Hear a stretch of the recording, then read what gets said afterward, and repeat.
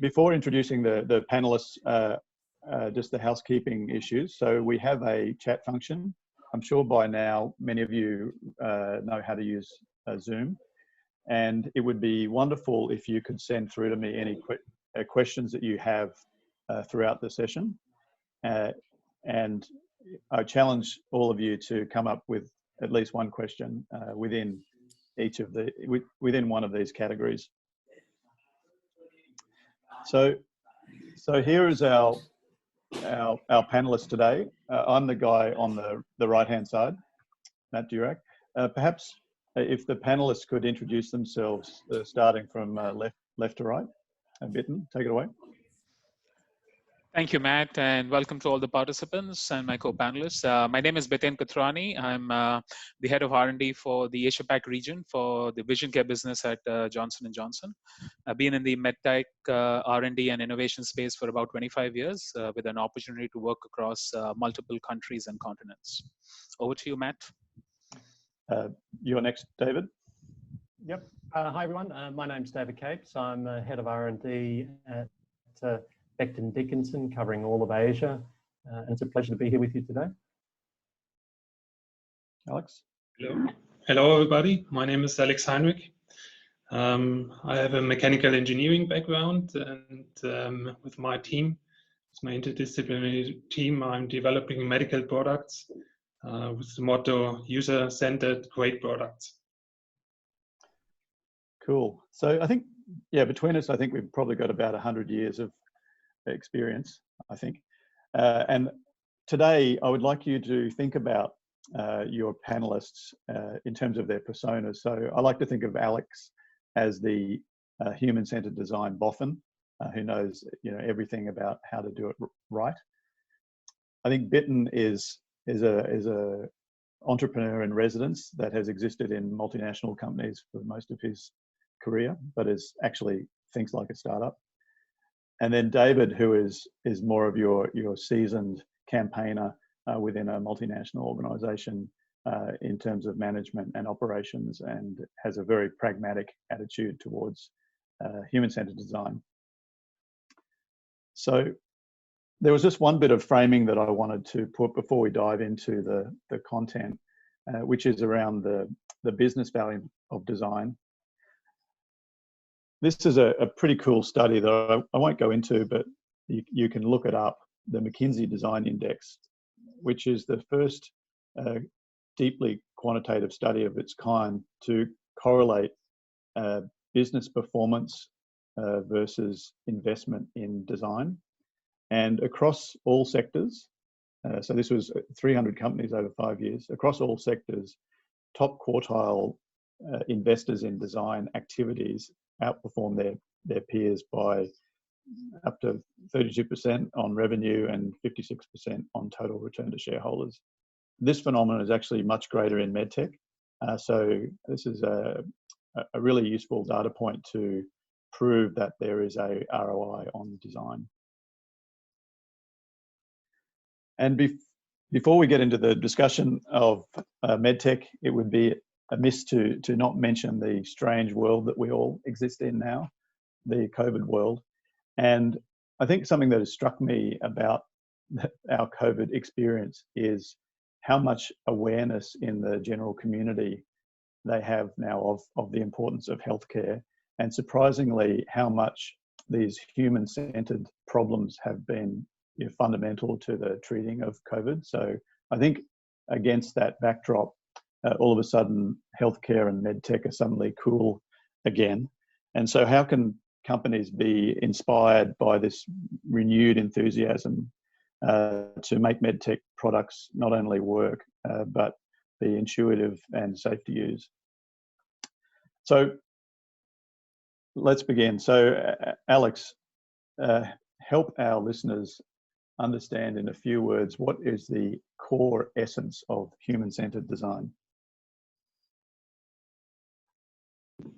Yeah, I think the core essence of human-centered design has different definitions, but I like the definition of Jakob Nielsen a lot, where he says, okay, good human-centered design, you need to talk about learnability. So need to be easy to learn how to use the system and how to accomplish your task.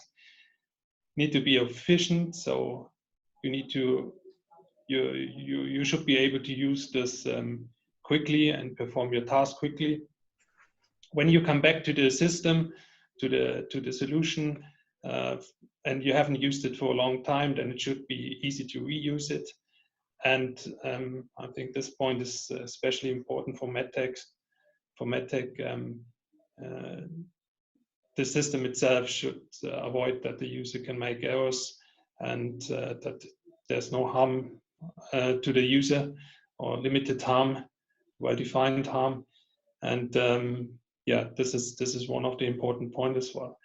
And last but not least, I think very important is that there's user satisfaction. So as I said before in my introduction, we are heading for great design, so the user should like it, should like to use it, and then it's a good product. Great. So that's a great high-level philosophical view of human-centered design, but we all know that there's more to it in medtech. So please explain this complicated mess of standards in medtech. Yeah, I think we put this slide to scare the audience. Of course, this is true, and there's a whole bunch of standards around there. It looks very complex, and actually it is. But I think the key is much simpler than that. So, like the IEC 62366, that's the main gate to usability in medical devices, and of course it references a lot of other standards, which is okay. Which also shows that, like, for the authorities, the usability is a very important topic, and they mainly focus on the aspects of the use-related risks, the risk assessment, and the mitigations that the companies should bring up alongside. Alex, I see there's a whole lot of nomenclature here. So we've got human-centered design, we've got usability engineering, we've got human factors, and so on. What's the correct language that we should use in this topic? I think usability engineering is the right expression. The human factor engineering, that's part of the usability engineering. Sometimes it's used as a synonym, but I think if you think about all those theories, all those tables and so on, this is about ergonomics, human factor engineering, and usability. It's really the overall view on the user of the final product. Cool. Well, I was glad when we were preparing for our webinar that this was really a setup for a much simpler way of thinking about human-centered design in medtech. Could you please sort of explain this view here? Yeah, sure. So as I said, like the slide before was to scare everybody a little bit, but I think from my experience, you could see the world in a much simplified way. And yeah, I would say if you follow these steps, like the use research, the user needs, user requirements, product development, product evaluation, and finally certification, that is what you need. And it all starts with getting the insights from the users you are aiming for, like the user group you have defined. You need to be empathetic and get this insights, and this is the empirical data for all of the solutions that you want to offer to the market. Of course, in the beginning, the information gets more and more, and you have to consolidate this and have to somehow shape and scarf a certain solution based on the user needs that you identified. And this is like with the first ramp down, this is the consolidation. You define this solution and you set the user requirements for that. And then it's an opening again, because you will generate several different concepts in terms of design, but also technical concepts, and finally consolidate this to a lead design. Very important is a continuous test with the user group, and this is meant by the circle here. Build prototypes early and test them early. Yeah. In addition to that, you find on the lower base there's not all of the information, all of the insights used directly for one product, but there's a lot of information that you could use to build future solutions. Yeah, I really like this, Alex. I think I'm going to pinch it because the flow is correct language and representing of the standard, the 62366 standard, and I like this too. This divergent and convergent thinking mindset. So I think you've put on one page both standard and a philosophy, which I think is really wonderful. So what we wanted to do before we move on to the next step is to do a poll on, first of all, does the audience recognize these stages, and to identify where you believe you're at the moment in your current project. So are we able to activate this? Yes, we can. So if all of you could pick where you think you are.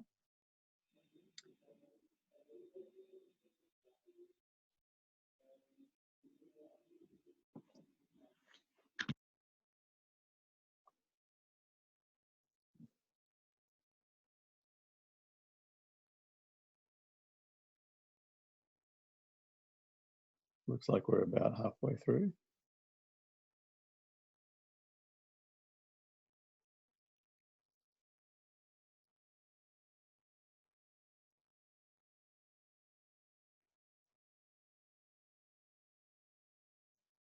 We've got 2/3 of the vote in. I'll give you another 20 seconds.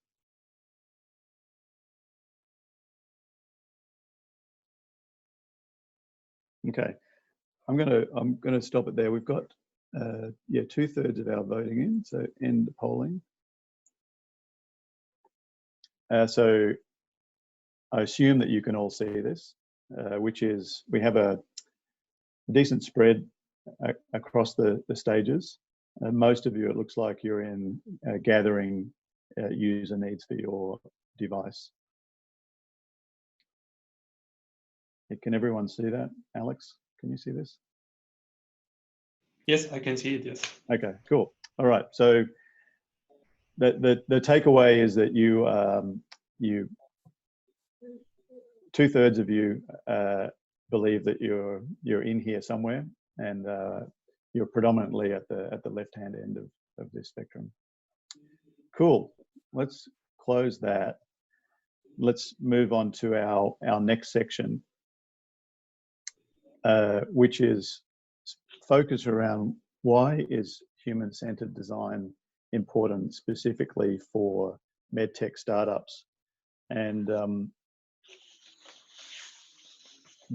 before I introduce the entrepreneur in residence, Biten, I think it's been my observation over the years that up until quite recently, human-centered design for startups has been considered a bit of a luxury, something that you have tended to push off and grandfather in at the end of your project.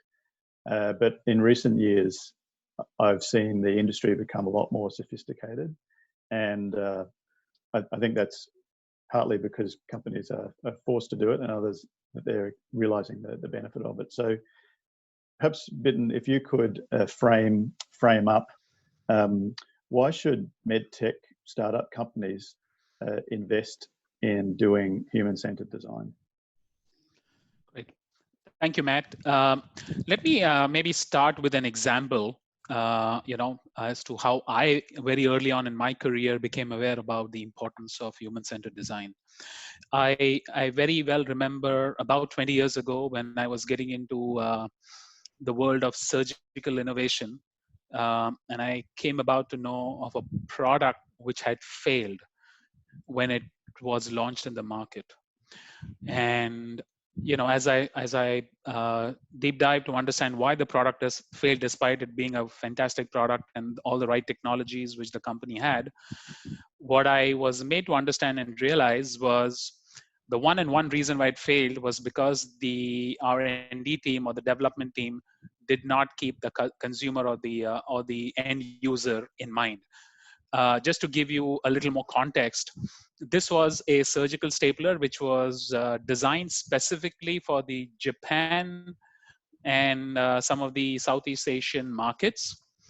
And for those who might be familiar with the stapling technology, it essentially is a stapling gun which you fire multiple staplers instead of using sutures to close a surgical wound or a incision. And given that this was designed for the Asian context, the hands of the Asian surgeons and users are quite small, and therefore the amount of force you can apply with the hand was much lower than what an American hand can apply. And this was one particular reason why it failed. The forces required to activate or fire the stapler was designed keeping a American-sized surgeon's hand in picture, because the specifications were written that way. And the reason the specs were written that way is because while it was designed for the Asian market and they took care of the Asian pricing, they forgot to understand the human factors of how an Asian surgeon would fire, and therefore translate that into mechanical specifications, right? So I would like to start by saying human factors is important not just for medtech startups, but it is important for any and every company and every innovator, and more so in the medical device and healthcare space. There's good news and bad news for the startup innovators. The bad news is that the genesis of the medtech industry was focused on was built. The foundation was built on the fact that healthcare was very manual, and therefore every little invention and every little change in technology you could easily apply to the world of healthcare and bring in some level of innovation, or standardization, or a value proposition. Which means essentially every time there was a new technology which could be identified from any industry and you could figure out a way to apply it in healthcare, you could do a lot of incremental innovation. We live in a world today where that has changed. We do not live in a world where reimbursement companies are paying you anymore for incremental innovation. So that's the bad news. You should not be a tech pusher. Now, if you cannot be a tech pusher, what do you do if you want to be passionate about driving innovation in healthcare or medtech, right? Well, it comes back to what the topic today is, which is identify what are the pain points of the stakeholders or the humans who either deliver or consume healthcare innovation or healthcare, right? And then figure out a way to use technology to solve that. We live in a world where consumerization of healthcare is center, and with consumerization of healthcare, human-centered design is front and center. I'm not saying it's a no-go for tech-enabled startups, but I would say for the tech-enabled startups, do not jump into the first problem statement you arrive at, and you believe you can use your technology to solve it. But more importantly, cast your net wide, try and figure out as many use case scenarios and problem statements as you can, and then figure out where do you fit your technology best, and will the consumer pay for it? to me, that's the starting point of innovation. And the last point I'd like to make is actually the startups are well positioned to do this, which is a consumer enabled, a human centered design, a usability case scenario, because they are a lot more agile. They don't have a baggage of trying and pushing any technology because they are not pressured by having a portfolio of products and trying to find the next big market for their existing technologies. They're starting on a fresh slate. So the best way to start on a fresh slate is to start with keeping your end consumer and the core clinical needs front and center. Yeah, very interesting. Bitten, you've actually framed up a situation that Alex and I were talking about just before the meeting, which is our observation over our careers has been that a lot of startups, as you mentioned, this tech push, a lot of startups have spent their effort in finding a great new technology and have tended to push out this human-centered design until the end. And what you're saying is that no longer is it possible to take this approach as a startup, that beginning with what are the unmet needs in a almost a technology agnostic way can be a powerful opportunity for startups. So I guess in the pure bio-design approach is where you go into a treatment area of speciality with absolutely no preconception of a solution and go look for unmet needs. So it's the purest version, but I guess few startups have that luxury. Right. That's right. And as I said, it's not that you cannot start with the technology as your core. But having said that, you got to be humble enough to keep your technology expertise on the table and say, okay, I'm going to cast my net as wide as possible and find as many scenarios as possible where I can apply my technology. And then make sure that the use case which you select as a startup is a startup where you're solving the most important and critical and the most severe pain points, because that's what is going to allow you to monetize your technology. Very, very good. So that feeds into probably our take-home message for today, which is rather than companies develop and fully vet a new technology and then do human-centered design, experience the benefits of doing some of your human-centered design upfront, so that you can, as it mentions, cast a wide net to make sure that you have understood all possible use cases for your technology. You're validating a hypothesis of what those use cases are, and then maybe the next thing that we talked about in our pre-session was how you can find new value in doing some human-centered design upfront. Can you speak to that? Yes, I think we talked about the first fundamental principle, right? Which is, keep your end user and your clinical needs in the center. That's how you anchor yourself in terms of human-centered design and start early. I think the second fundamental principle is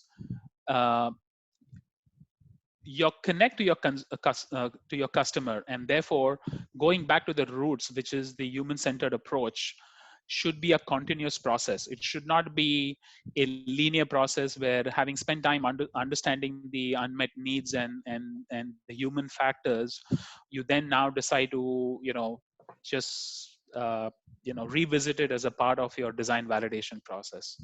But it's an iterative process. Even if you're applying agile methodologies, you got to go back to your consumer on a regular basis, because you will be surprised with how much your consumer might be able to tell you in terms of your product might work, but they may not love your user experience.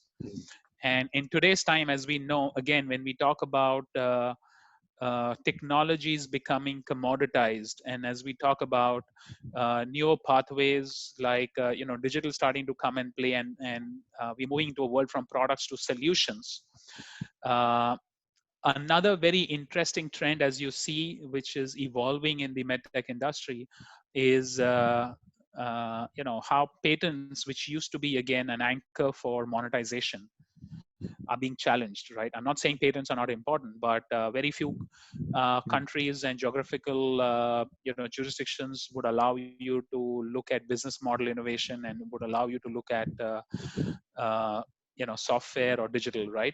So by keeping your consumer and therefore the human centricity as an iterative and an ongoing continuous process, you're going to be able to capture newer value as you iterate your product, as you iterate your concept, and you might be able to deliver value in more ways than one, not just in the product, but in terms of enabled services, in terms of your business model, and also in terms of your packaging and your overall user experience.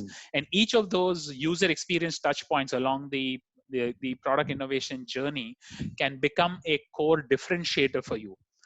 A lot of times, one of the things which I have noticed in the startup ecosystem, and more so in Asia, is they almost unconsciously are pressurized by trying to make them position themselves as a lower cost or a more affordable version of what a large scale company can do. Guess what? From a consumer perspective, it might sound like a great benefit, but when it comes down to the realities of executing into a business model, more often than not, we've seen that those price affordabilities don't necessarily reach the end consumer. And by the way, what you've done by positioning yourself as a lower cost alternative is you've not tested the willingness to pay model, and you've actually downgraded your own value for a potential exit in the future. So rather than positioning yourself as a more affordable and a lower cost version, take pride in your user-centric design and see how you can utilize that to increase that willingness of pay, increase that value for your product, for your end user, and therefore potentially for your exit strategy. But yeah, very good. I see a question come up from Karen Mehta. Is gathering of user needs a cyclical process? Well, I think, Ben, you've just answered that question. Is that absolutely it's cyclical, and what I liked about what you were saying is that going back to the customers often, it creates some inspiration for these new value creation and new business models, rather than just staying blinkered within your one idea about your core technology. So I think human-centered design as a source of inspiration for innovative business models is really exciting. Before we continue, I wanted to amend also to this, and I like what Biten said. It's exactly about the pipeline of the products or the solutions that you want to offer to the market. I mean, you don't want to be a one-time wonder. You want to offer maybe solution after solution, and then it's important to come back to your users, to the user group, to the insight that you gathered, and we assess it, gather more insight, and come up with new solutions. And I think this is key for every company. Alex, I'll address another question while I have you. This is from Melinda, which is, why does this chart have a zigzag shape to it? Could you explain that? The zigzags, like the converging. The up and down. Can you explain that? So the idea here was to really show that, like when you start to gather the insight, the information gets more and more, and at a certain point of view, you have to consolidate this somehow to get to a solution that you could offer. You can't just provide everything at once. So out of this huge insight, you need to find the things, the user needs that you want to address with your your next solution that you want to bring into the market. And then the next stage then is where when you have defined the product, when you set the requirements, then normally what happens in development is that you open up solutions that will fulfill those requirements. So there are several possible solutions, and you need to decide finally for one that goes into the market. And this is like the meant by the zigzag. And as I mentioned on the bottom side, where you have the insights for future solutions, that is exactly what we talked about recently. So yeah, so this is divergent thinking, where you come up with lots and lots of ideas, and then you converge down to very specific specification. Exactly. David, I would love to get an insight into a large global company and how it treats human-centered design in its innovation process.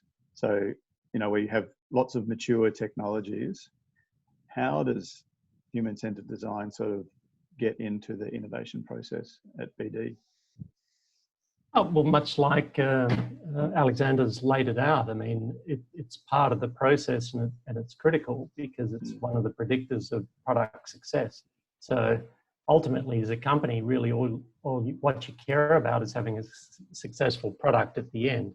And part of that success, and I think Biten mentioned it, was the user experience is critical to the whole thing. So it's a critical part of the value creation that you're driving. So if you've got a successful technology, how do you then apply that to a successful product that solves a problem for someone? And then how do you make that useful? And then that process drives the creation of value along with your business models and pricing and everything else, right? From an engineering point of view, we're tending to focus on the engineering part of it here, I think. Yeah, so it's critical. So from turning it back the other way and saying to the startups, doing your human-centered designs, adding value to your work. It's not wasting time. It's part of the value creation that you're trying to achieve, right?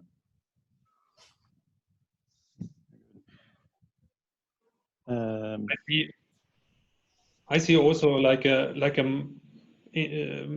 project marketing aspect. So from my experience, when you create very early design visions and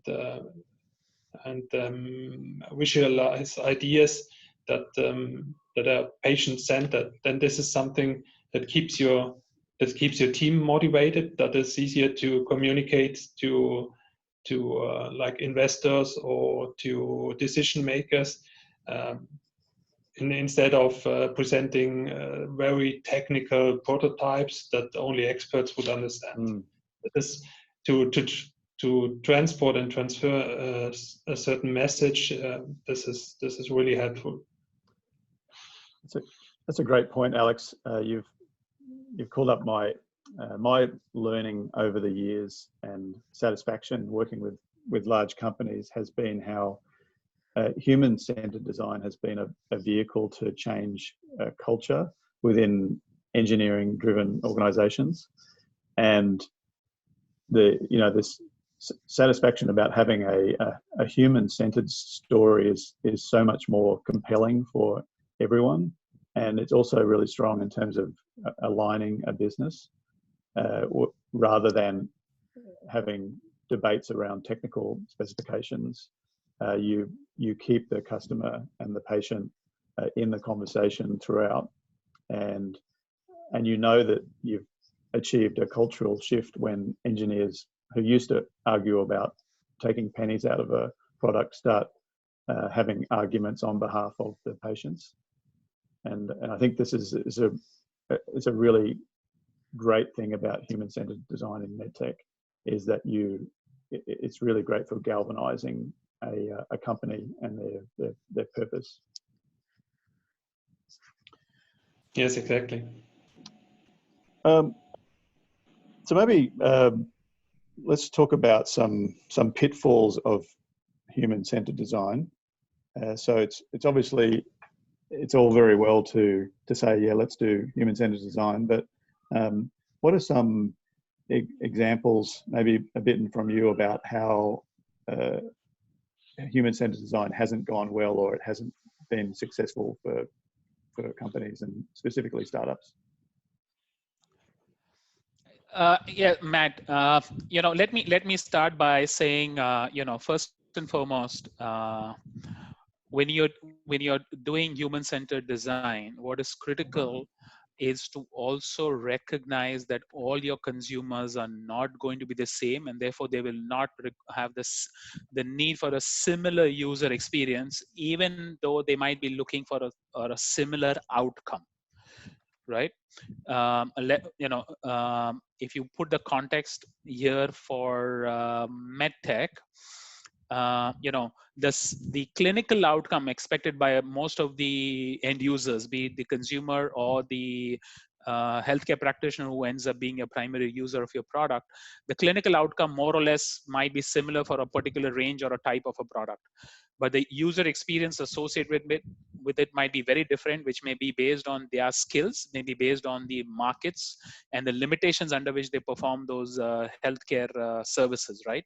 So you got to be very sure which consumer are you going behind, who is your customer, and you need to make sure that you are targeting that particular group, and your user experience, your usability, and your needs are focused on that. Don't try to generalize it, right? Not exactly an example of a failure, but you could say it could have become a failure, but we actually converted into an opportunity. And I'm again reminded of another experience, several years ago. I was leading a team where we were developing a surgical laparoscopic camera system, and the mandate from our business case was we need to make an affordable system, because again, this was focused on the emerging markets like China, India, and Africa. And we all engineers learn to swear by the business case and try to keep the cost low and make sure that manufacturing cost is low. We take the responsibility of everyone onto ourselves while trying to design an affordable product. And then we happened to demonstrate the product to a very, very senior surgeon as a prototype, and we actually had two prototypes, right? And we had one prototype was absolutely affordable, but it had a lower cost yellow lamp, which does not allow you to differentiate in surgeries. But then the assumption was, since junior surgeons who would use this affordable product would not be doing complex procedures, and therefore will not require a higher ended white spectrum lamp. And we had another one where we had a white light and was probably 15 to 20% more costlier. And again, going back to my comment again, in terms of this being a continuous iteration process, this very senior surgeon gave us some very critical insight. It says, you could go with this and you will succeed and you will get a market. But if you would heed my advice, go for that extra 15-20%, figure out a way to do value engineering and lower the cost, be it manufacturing, be it absorbing some of the margins, but you'll have a better success, because guess what? The junior surgeons whom you're targeting with this product, even though they might be doing less complex procedures, they are the ones who have lower skills. So God forbid, if there is a bleeder and they cannot recognize a bleeding site from a non-bleeding site, they will struggle much more. I can use your lower technology product because with my skills. But a junior surgeon would be better off using a higher ended technology, but you try and figure out a lower cost through your engineering principles. And that was an extremely critical insight. We would have gone for the former one if we had stuck to our business case. But this whole concept of keeping those consumers whom we were targeting in mind became the principle of success when we actually ended up figuring out a way, not the whole 20%, we were able to cut down 10% of it, but the product was a success because the entry surgeons into laparoscopy valued the fact that they were getting a higher ended product at a much lower affordable price, and they could get the higher confidence of being able to do the procedure with probably infancy levels of their skills. Got it. Yeah. So simplicity costs money, right? And that's right. Yeah, this phenomenon of your experienced practitioners, maybe you'll be warned, your key opinion leaders may be able to compensate for a skill that they take for granted. But really, if you want to have a large addressable market, you may need to design for the lowest skill set, or the skill set with the most potential. That's right. And just to add to this, right, a lot of these surgeons end up doing surgery for very long hours in emerging markets. Imagine the vision fatigue, the eye fatigue for these surgeons by the time they're into their third and the fourth surgery, and probably that's still the 50% of their day. So there's a human-centric side of fatigue which leads to probable errors in healthcare. And that's something, again, you need to keep in mind and see how you can use a human-centered approach to create a value differentiation. And there are several papers which highlight human errors in surgery or healthcare in general. There's another angle you could bring out of that when you're talking about key opinion leaders. You've got to be a little bit careful of key opinion leaders' opinions. So don't take it. It's extremely important for you to align yourself with key opinion leaders, but don't take everything they say as the absolute truth. So you have to, when you're talking about user-centered design, you've got to have a decent sampling because you can be led down the wrong path. So but the thing is, the key opinion leaders tend to be more definite and louder in their opinions. So you tend to think that they have a higher chance of being right, but they're not necessarily so. And they're not necessarily representative either. They're usually representative of a very small sample, not the big sample. Great point. Yeah, it's if you could find a key opinion leader that knows their stuff, but is also very empathetic to all of the other surgeons or practitioners in their field, and knows and can be a judge of their capabilities. That's a real bonus. Absolutely. Okay, well, cool. All right. Maybe comment one amendment to this. Like that could be critical for startups, because they could think, okay, we only can do like user-centered design when we do huge studies and involve a lot of people. I think as a starting point, it's completely fine from our experience to start like with 5 to 7 users and to get the first insight. But I think, David, you're completely right. You have to assess this continuously and ask others and see if this is an opinion of a certain person, or if this is a general insight you could apply.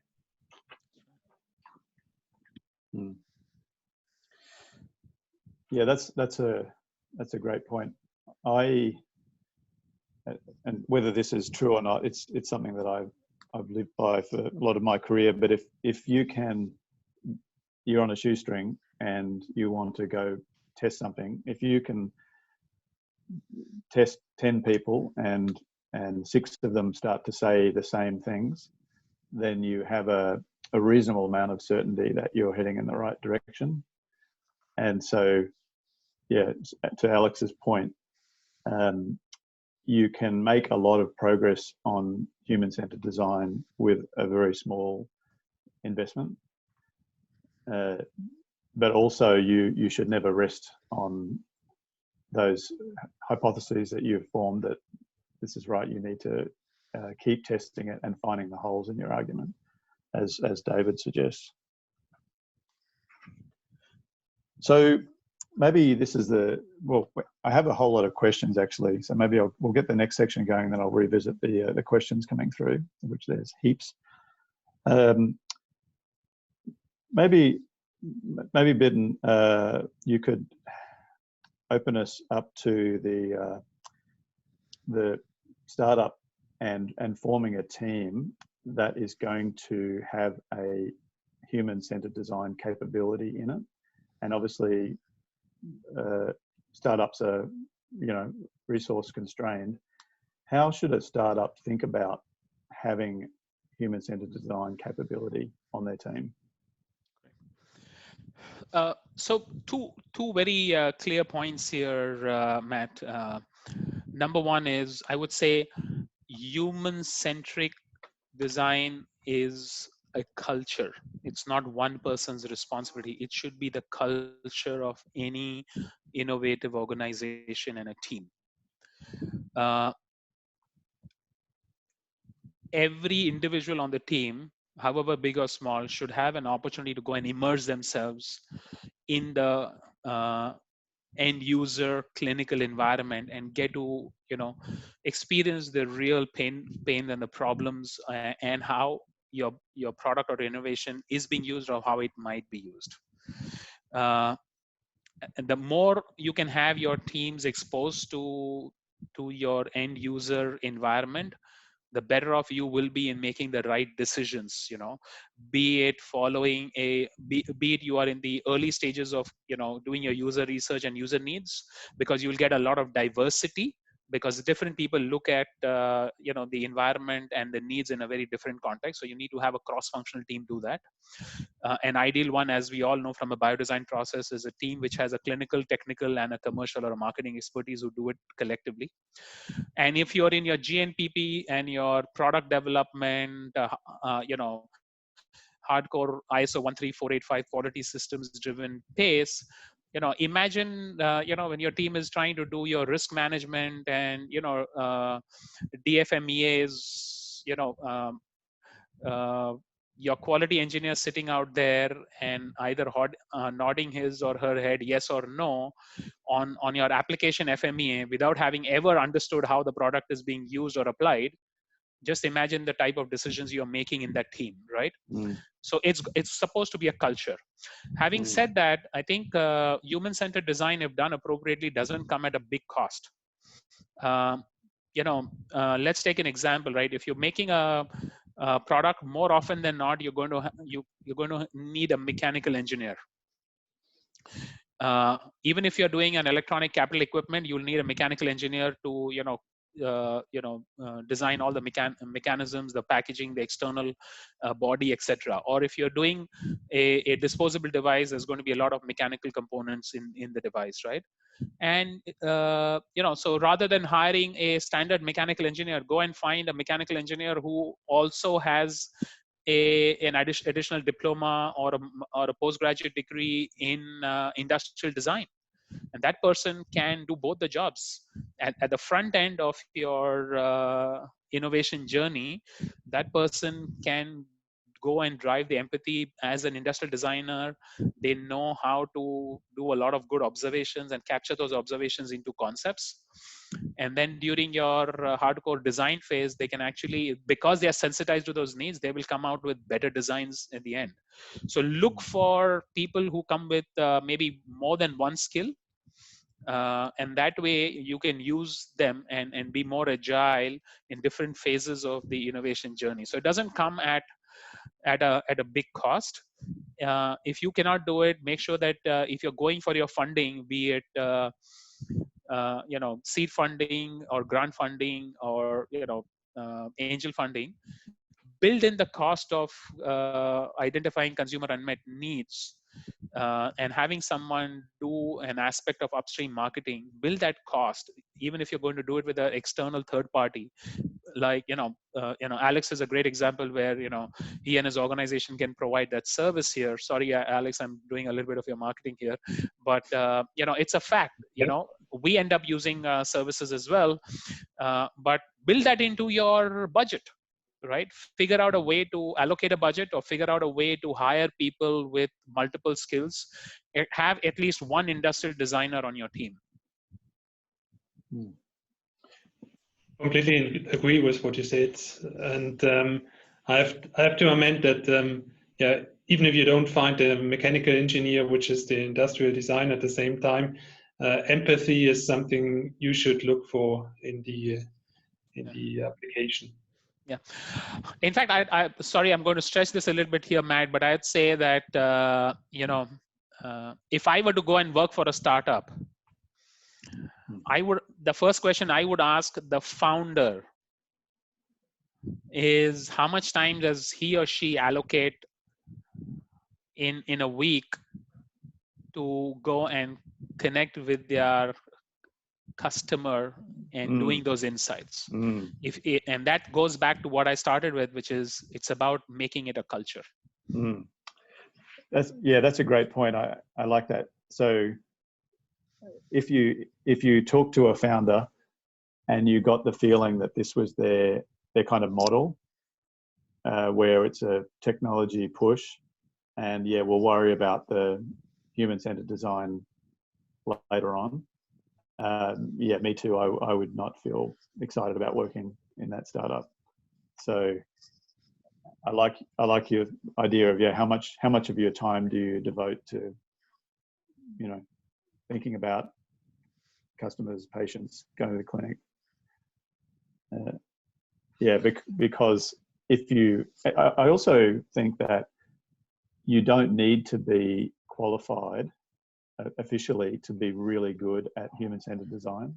I think Alex's point, the empathy muscle, is one that we can all learn, and I think I've seen mechanical engineers that are extremely good human-centered designers, way better than an industrial designer, say, that's meant to be the best at that job. So I think it's about attitude, culture, the importance that you place on it, the importance of finding evidence to back up your insights and the user needs from the customers. Very good. Maybe David, on this point around successful people that are good at this topic within BD, what are they like, and how are they effective? Well, it's nothing different to what's already been said, really. I mean, all our product developments in teams, sport. So, and about the worst mistake that teams make is that they rush along this progression that you've got here. So they do their customer user requirements, and then they do their product requirements, and then they do their product specs, and they spend all their time developing the product around the product specs. So that's the worst mistake that anyone could make. So it's really about making sure that the teams are doing this continual interaction with customers, with prototypes, and rechecking all the assumptions they've made. And particularly in bigger companies which are going for scale, the projects can take quite a while and things change. So if you do your certain initial work, it may be 3 years later, you may go back and things may have changed. So it's not a lot different. It's teams, it's the culture, it's the attitude, and it's having that relationship and respecting the customers, really. I think it's about having the attitude of respecting customers and keeping in mind that that's what you're doing. You're developing something that solves the customer's problem. So the only person who can answer any of the questions is the customer, not engineering specs and whatever else. Yeah, that's great. And I think a healthy team culture that respects the customer input as number one, I think is a much healthier team than the engineer is always right team. Cool. Wondering how I'm going to get through all these great questions. I'll park that one for later. There's an interesting one here around physical immersion. So Cheryl's asking, if one isn't able to do physical immersion, given our current scenario that we're in, what might be some other ways we can go about getting customer insights other than interviews and surveys? So I think this is sort of topical for everybody. Anyone got any comments on how to do that in the age of COVID? Yeah, so I think there are some information also related to this you can find on the internet. From my point of view, you have to distinguish somehow and put the things in order. Are you doing a formative evaluation or summative one? And then you ask yourself if it's necessary to have real candidates, real probants within this study, or you can do it just by a review. So make a decision tree and ask yourself, is it necessary to have probants, and when it's necessary to have probants, can you do, for example, remote assessments? And if you can't do remote assessments, then you could think of establishing a certain protection mechanism, like we are all doing now for our offices, for example, a certain protection mechanism for those probants, and executing the study still. Matt, if I can add just one more point to this, whole remote aspect, because this is going to become more and more critical. There's going to be less opportunity for innovators to go and expose themselves into the healthcare environment, because the healthcare system doesn't want to be burdened with more people. I think this is where you need to don the hat of ethnography, and there are always different ways to do it.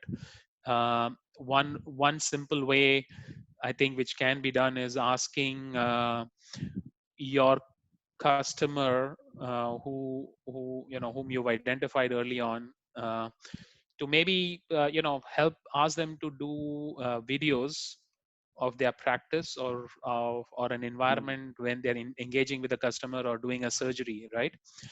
And once you get that, have your innovation team spend time watching those very closely, watching the human interaction across multiple people in a surgical or a clinical setting. What are the different activities they're doing, and really map out what is called as procedure mapping or the clinical workflows. And then use those to identify some unique insights. Simple time and motion studies can be developed by doing ethnography through videos. You don't have to be physically present. And then once you have those, do video conferences, engage with them, share those clinical workflows which you've developed, and engage with them in identifying some gaps you may see or things which you don't understand. It's more often than not those latent needs which even the clinicians sometimes don't realize that they're putting in too much of their time and effort on, is where you might find the values. Yeah, that's a great point. And it's very useful for me, thanks, Biten, because I have various clients that I need to observe, or I need to do some ethnography, and figuring out how to get a video camera in to observe some cases. I don't quite know how I'll do that, but I think just to gather information on observation, I think is really important. And then, as you say, mapping out workflows, identifying pain points, and then maybe checking them back with that physician that you're working with, just to say, is this real? Did I see this? Yeah. In fact, without getting into details, and maybe just 30 seconds, having led a couple of teams on customer insights-based innovation, where ethnography was a critical tool which we used, I can cite one clear example where in a particular clinical setting, in a surgical procedure, one particular step took almost 35 minutes.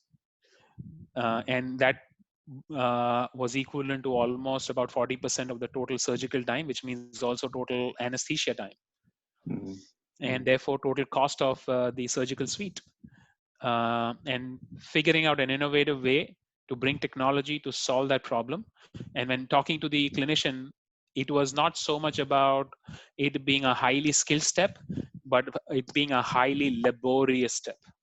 A classic opportunity to bring in technology and reduce the effort and reduce the fatigue, reduce the errors, and the clinician would pay for it. Very, very good. I'm just doing a time check here where we've got about 22 minutes to go.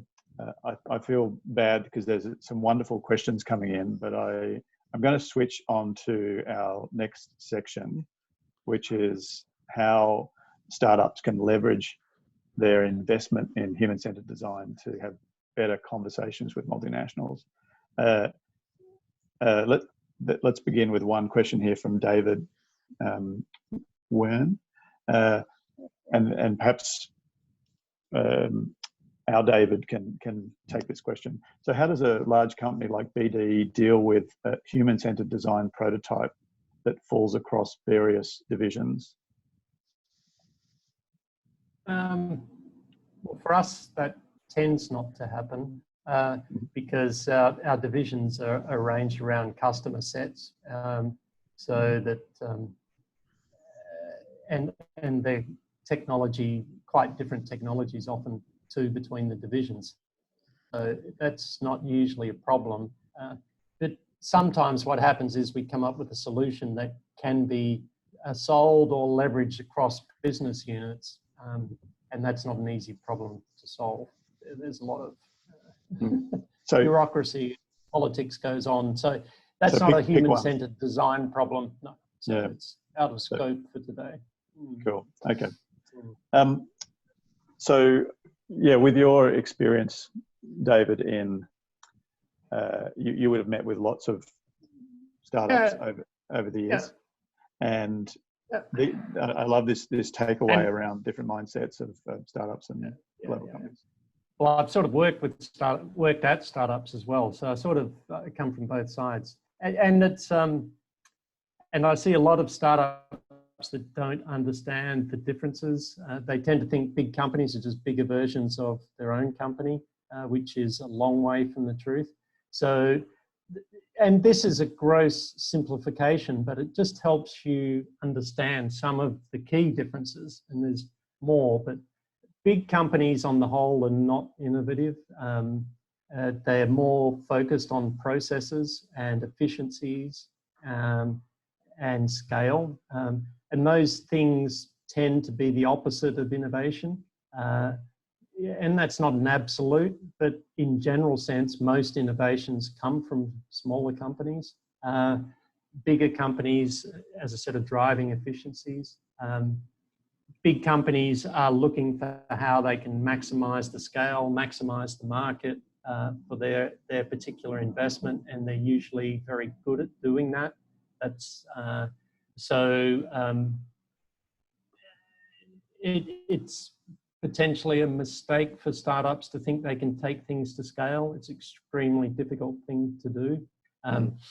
Bigger companies are more risk averse than smaller companies. They're looking for in products that have risk reduced, and different companies have different risk profiles. So BD tends to be on the lower end of that risk profile. So we tend to want products that have been marketed and proven that there's a market. Other companies have different risk profiles. So you need to understand the risk profile of your partners that you want to work with. And the beauty of a small startups is that you're agile. So if you're keeping in touch with customers and trends and things, you can pivot and change direction if you need to somewhat, if you understand that there's maybe a better way to go to create value. Whereas big companies find that extremely difficult. So big companies tend to be looking for where it fits within their portfolio or within, smaller companies don't have to do that. They can just look for, well, how can I best serve the customer and create value, and let's pivot to that direction. So it's just to give you a bit of a reality check. about the differences, or what the different ends of the scale are looking for and environments they're working in? One of the things I learned, I'll just jump back to one of these, is let's take this stages of product development, if you will. And what you mentioned to me, David, is that really for a BD who is risk averse, doesn't want to take on risk of a technology and how it might, work and be adopted by a market. So,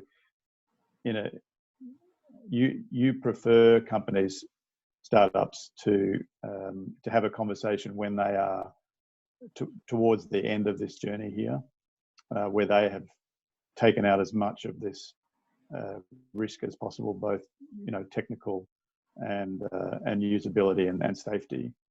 You tend to not like engaging with startups when they're at this sort of point here. At the ideation stage, no, because there's a lot of, that's right. That's because it takes a lot of inefficiency, agility, all the sort of things that big companies aren't good at. So it's not really a good use of our time or skill sets to get involved there. So that's the main reason. And I wonder that for a company that has, well, what does good look like in terms of a adequate level of human-centered design that is built into a product that is approaching BD for some kind of partnership? What do you expect to see? Well, that they understand the customers, which customers they're addressing, and they understand that very well. And then how do they know that that's the problem they're solving? What work have they done on that? And then how do they know that this prototype, because we're really not interested in seeing them until they've got a prototype at least, right? So, and how do they know that this prototype solves the problem? So how many customers have you been to with it? How many interactions have you had that, and ideally we're really after people who've taken it to market and have had some success in the market is usually what BD's most interested in, unless it's a very important market segment for us to get into. But mostly it's usually they've done clinical trials, and what we find is that we actually have to go back often and redesign the products anyway, because they're not suitable for taking to scale. So what you need for a clinical trial of the scale of a couple of 100 can be made a certain way and designed a certain way, and will still meet customer usability, but you can't scale it often. So got it. But you're happy to take on board the scaling part of the equation if the foundations of it are solid. Well, you can't expect startups to know how to do that, right? They're not used to dealing with production lines that churn out 10 million a day, which we are, right? So it's okay. And a bit. So how does, just generally speaking, does Johnson & Johnson sort of view the maturity of startups for conversation?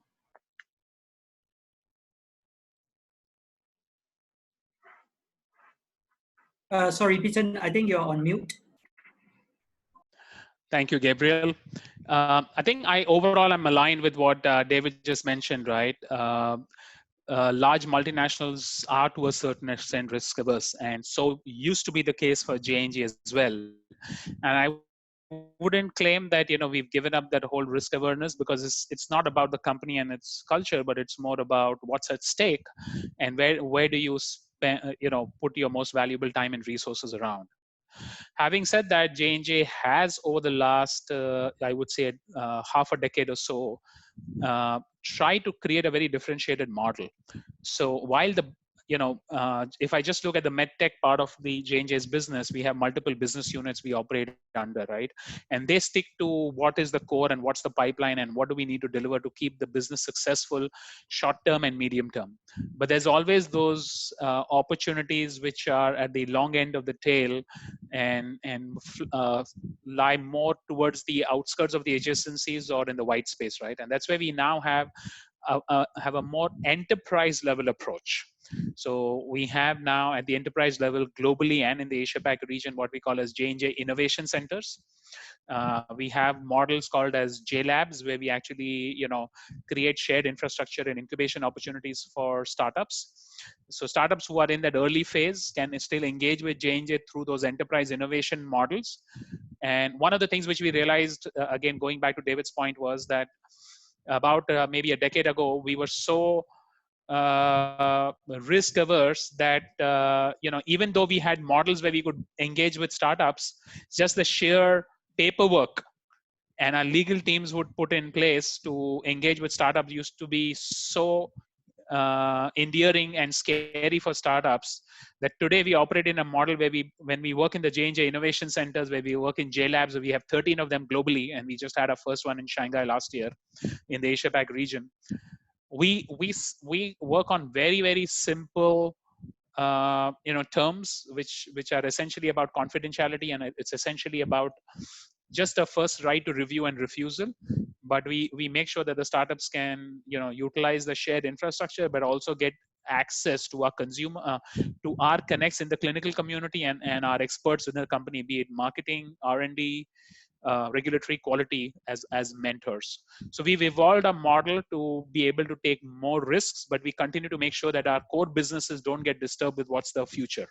But there's an engagement, and we pass on our new opportunity areas, things which we know we want to keep a line of sight on, to these innovation centers, and they look out for us for those models. And then I would say a second point is, if you break down the whole product development process and innovation journey into 4 steps, keeping value centered in the center, right, along with the human centricity, right, then you can think about identifying unmet needs as identifying new value propositions or doing your value research. Your stage of prototyping, innovating, and designing is your stage of designing your new value proposition, right? Or innovating value. Your third step is your manufacturing, which is essentially a value creation phase. And then your business model in terms of commercialization is your value capture and value delivery. And now if you look at that 4 stages of value from what David explained earlier, you could say that a good startup would be the ones who have done the first 2 stages very well, which has done a great job of understanding the value proposition of the consumer and designing a solid concept which talks to that value the consumer wants you to deliver, right? And that's the nice point where you can really engage with an MNC who can say, okay, I can take this into my scale because I have the bandwidth to now create value through my scaled manufacturing, because that's what you need. Otherwise, you are not going to capture value. Because if you do not get your manufacturing scale right, you're not going to be able to, you might deliver the product, you might deliver the value to the consumer, but you may not be able to capture it. Or the other way around, you might capture the value in manufacturing, but you may not capture the value in your business model because you don't have the scale in terms of the number of consumers you can use. So, again, interlacing the human journey, human centricity with the value journey, there is that sweet spot where you can say, if you do the first 2 stages well, the next 2 stages, you can bring it to an MNC. Excellent. Well, I think we have about 5 minutes to go before we do a wrap up. And what I'd love to get each of you to do is to give some parting advice. What have we got here? To each, essentially to startups thinking about human-centered design and how much they should commit to investing their precious time into, would be be great to just get your parting thoughts, each of you, on how to go about this. So maybe you get a minute each to describe that. Yes, then I would start. So I think what is important for you is to not to leave this for the end, as Matt described it before, but to do the user-centered design in parallel to what you search for in technology, and don't be scared of standards. And so there's a lot of help from not only papers in the internet, but also from several companies, and it's also worth to do it if you have it at a small scale in the beginning.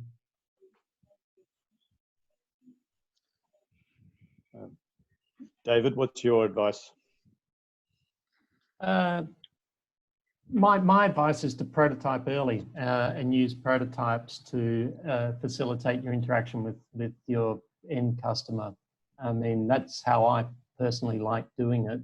I don't particularly follow the process from user requirement or user needs, user requirements, that, and then do a prototype and go back. So don't go away with that thinking.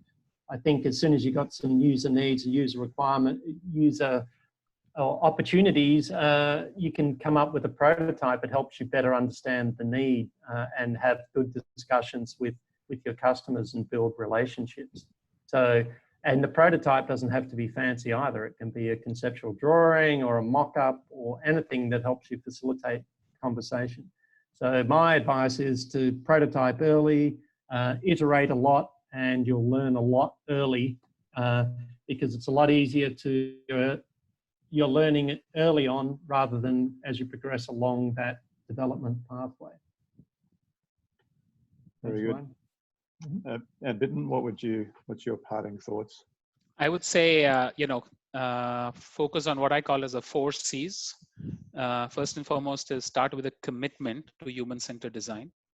The second C is you will be able to commit to human-centered design when you keep the customer in the center. And identify your customers, classify them, and also, more importantly, observe and listen to their needs. The third C being make it a continuous process. Don't make it a start and an end. It's a cycle. It's continuous. It's iterative, to David's point earlier. And then the fourth one is do it again and again up until it becomes a culture. Fantastic. Excellent. Well, Gabriel, I think at this point we can ask you to do your closing comments for the section. Okay, I just want to thank Matt, Alex, David, and Bitten. So when we were planning this program, I was probably expecting it to be very dry and technical to a certain extent, but you've kept it very, engaging, very interesting, and very simple and and yet insightful. So I just want to thank you all for that. I guess in closing, I just want to summarize a couple of things. I think one of the first thing is really about the consumerization of healthcare, as Bitten mentioned it. And there are a few points that came out in the course of the dialogue. One is to know your customers, to interact with your customers, and to understand your customers' needs. I think that's the first part that I took away. And the meat of it, of why we are discussing human-centered design, is so that startups can look at reducing the risk and at the same time creating value, and value not just from the financial perspective, but maybe I think it was mentioned like a new model of innovation. So I think that's the second part that I took away. And the third part that I took away is, partnering with MNCs like, J&J and BD. So earlier on in our first webinar, which we conducted, we did a poll, and almost 90% of the medtech startup that participated in the poll indicated that they want to partner with, global companies like, J&J and BD. So I think the important takeaway is that, a startup needs to know that when, you want to work with global companies, they are also looking at your value proposition in terms of human-centered design. Yeah. So I think the last key takeaway that I would say to startups is that when we are looking at, product innovation, the question we probably want to ask ourselves is, are we looking at, designing a product or designing an experience? And I think our panelists and moderator today have, kind of like sum it up very nicely. So I just want to thank all of you for being part of this panel. I also want to thank the attendees for joining us today. And we look forward to having you at our next session, 2 weeks from now, around clinical trials and clinical tests. So thank you once again, and have a good rest of the week. Keep well and stay safe. Bye-bye. Thanks, Matt, for organizing everything. My pleasure. Thank you. Thank you, everyone. Thanks, Matt. Bye-bye. Bye. Bye. Thank you, Matt. Thank you, Gabriel. Thank you all. Thank you.